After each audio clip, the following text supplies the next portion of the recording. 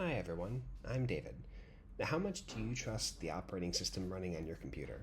You've probably seen the occasional security updates you get that require annoying reboots and close all of your tabs. Clearly, operating systems have vulnerabilities. So what can you do if some malware gains root access and turns your operating system against you? With the OS compromised, all of your stuff is a risk. In use cases where security is more important than features, some people put a lot of effort into hardening their operating systems, but that can break a lot of functionality, and is a big problem for legacy systems. Today, we'll talk about one way to improve security in the event that your operating system turns hostile. The paper we'll cover is Overshadow, which is about protecting against compromised operating systems. Here's the full title of the paper, as well as the authors for reference, in case you want to look it up later. We'll start off with some background in commodity operating systems and virtualization, which will lay the foundation for this type of security solution. Then we'll get into multi-shadowing, which is the concept upon which Overshadow is built. With the fundamentals covered, we'll then talk about Overshadow itself, followed by some possible weaknesses and what the authors identified for future work. We all use commodity operating systems all the time. Most versions of Linux, Windows, Mac OS, and so on. The researchers focused on Linux, but hypothesized that Overshadow would work on Windows too. The broad popularity of these operating systems makes them good targets for attackers. Even in government work, there's not just a lot of commodity operating systems, but a lot of legacy versions of those operating systems, which are difficult to secure. Operating systems are complex and have a lot of features, many of which aren't needed for a given application. A big risk is privilege escalation attacks, because operating systems have trusted classes of users, such as the super user or the root. It doesn't take a whole lot of looking through the National Vulnerability Database to find not just kernel vulnerabilities, but many different software package vulnerabilities. Legacy systems are a constant headache for maintainers, and they're very hard to upgrade. So a drop-in solution like Overshadow that promises to increase security could add a lot of value. So let's get into some of the foundations here.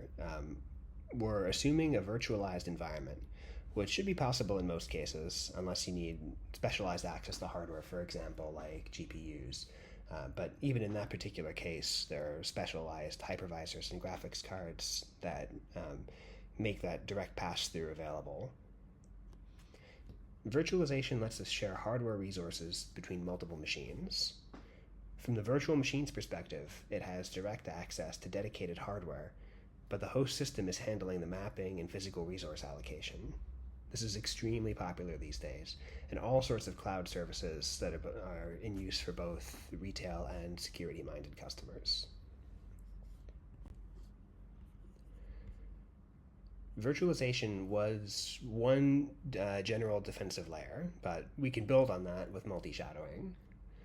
Normally, the virtual machine manager maps one page number, so we're talking about memory here, one page number to many guest physical page numbers. So from the guest perspective, it has direct access to physical memory, but the virtual machine manager knows the true mapping between the guest's memory and the host's real memory. So in the interest of security, we want to expand this capability. By spreading one guest physical page across multiple machine pages, we can split up the application data and make it harder to read if you don't know the mapping. Because the virtual machine manager is in control of the mapping, it can hide this information from the operating system. In addition to dispersing the guest memory, we can add another layer of security by encrypting it. So multi-shadowing uses AES Advanced Encryption Standard 128, which is still generally secure, even though larger key sizes are available. For those of you who have been through Fundamentals of Information Security, this graphic might look familiar. When we want to encrypt plain text, we combine it with a random initialization vector before feeding it into the block cipher, which in this case is the AES 128. The CBC, or cipher blockchain mode, means that as we encrypt chunks of ciphertext, we use that chunk as the initialization vector in the next encryption process. In theory, you could switch the encryption algorithm to something stronger if you choose. There's always going to be trade-offs. Larger key sizes is going to mean more overhead, for example. The encryption algorithm is run when the memory is accessed, quote, outside of the context to which it belongs, end quote. So for example, when the kernel tries to read the memory that the application is using, the application is within the context, the kernel is outside of the context.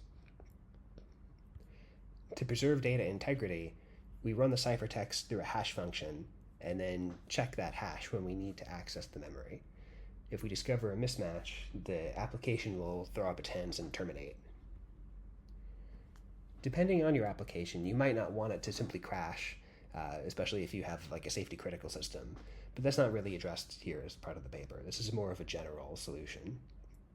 If you're running a container, then the orchestrator might be able to restart the application for you, but that assumes there aren't any other active security issues with the orchestrator and the operating system.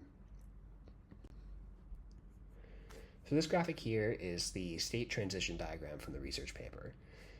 The A subscript in these icons indicates like an application reading or writing with memory. The K subscript indicates the kernel doing that. When the application writes plain text to memory, it will be saved normally and in plain text. If nothing else tries to access this memory, then it just stays in plain text, and we keep looping back to that state. The kernel can read or write to this memory location, but the VMM will encrypt the page, so that's transition 1 here. So we have a read or write for the kernel. We move to the encrypted state. That's because the kernel isn't part of the application context.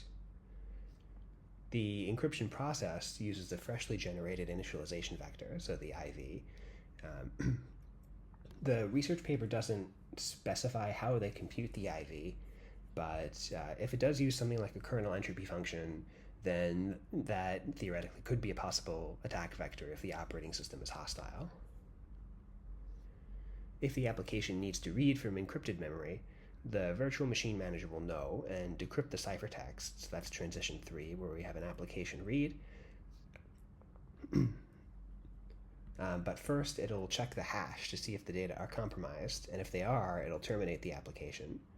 But once decrypted, we'll stay in the plaintext read-only state until the application needs to write, for example, in which case we would take transition 4 to go back to the read-write state, or if the kernel needs to read or write, then we would take transition 5 back to the encrypted state.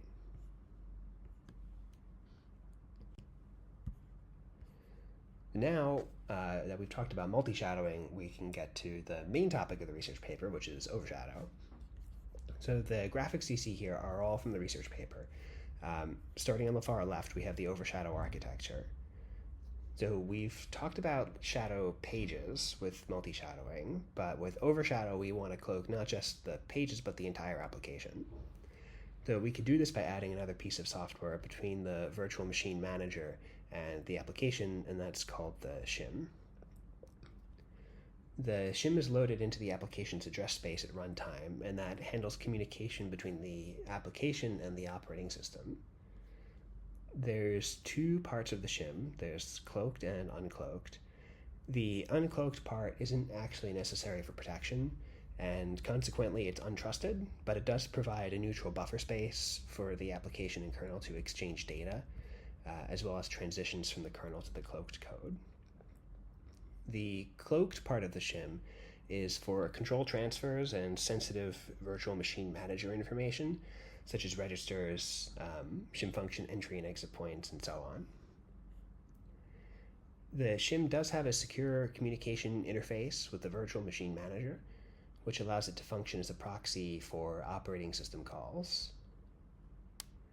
So how do we know whether the application or something else is trying to access data? The shim creates a unique address space identifier along with a random number when the thread starts. The address space identifier is not cloaked, but the random number is. System calls within the application space include the random value and the address space identifier to identify themselves, but any other call wouldn't know the random value. Therefore, we know when to encrypt and decrypt. So then we need to be able to transfer control away from the application because things like faults or interrupts can occur, and we need to be able to do that in a secure way.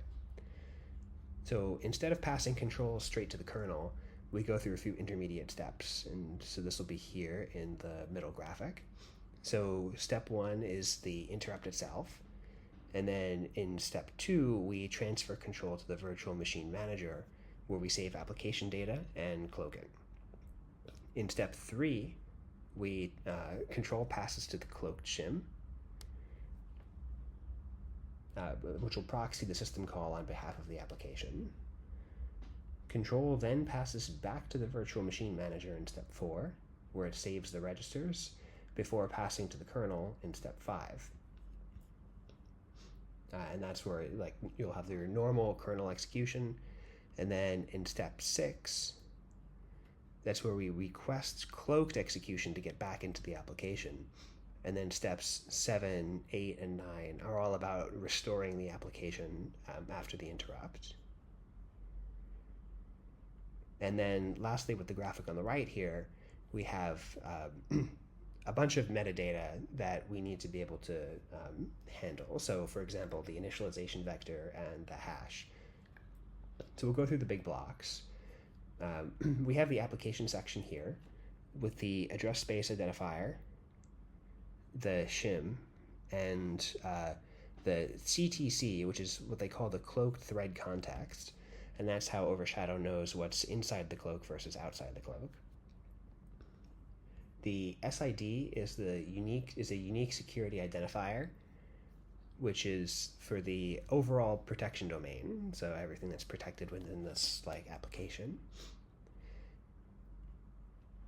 The processes within the application will all share a unique security identifier, and then everything with that identifier will have common access to cloaked resources. So then moving down, we have this MLB, which is the metadata look-aside buffer. And it's a cache of resource mappings, and there's one for each address space identifier.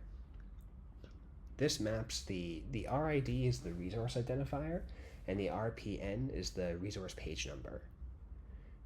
Each cloaked file, memory region, or other resource is given one of these 64-bit identifiers. Each virtual machine has one MDC, which is a metadata cache, and whether you have a hit or a miss in the buffer, you'll ultimately end up getting the metadata from this cache, and that's where we get the initialization vector and the hash. Every encrypted page needs metadata like this for Overshadow to work. And that covers at a pretty high level how Overshadow works. The research paper goes into much more detail about some of the different types of functions. So if you're interested, you should go ahead and check out the paper.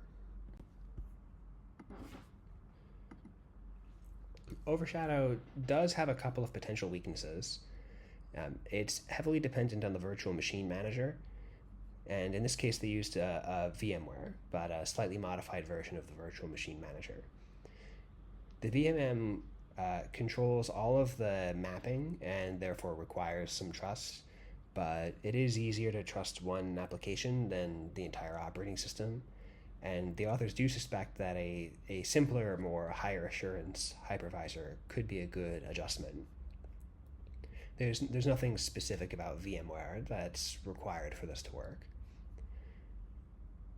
Next, we've got the cryptographic algorithm. It's a big component of the solution, of course. So the AES-128 that they used is still generally secure and doesn't seem like it'll be broken by conventional means anytime soon. But any weaknesses in the algorithm could carry over. You could use something weaker or you could use something stronger.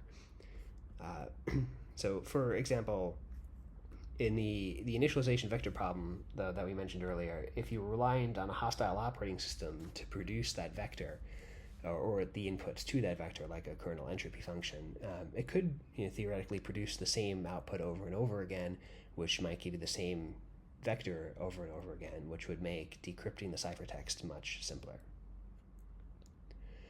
The next one isn't really a security weakness, but it's a bit more general. Depending on how often you have memory reads and writes bouncing between the application and the kernel, like a lot of interrupts or a lot of input output stuff, or other out of context applications, you could spend a lot of time encrypting and decrypting. And then if you've got a time sensitive use case, that does slow things down a little bit. The authors did mention side channel attacks as a possibility.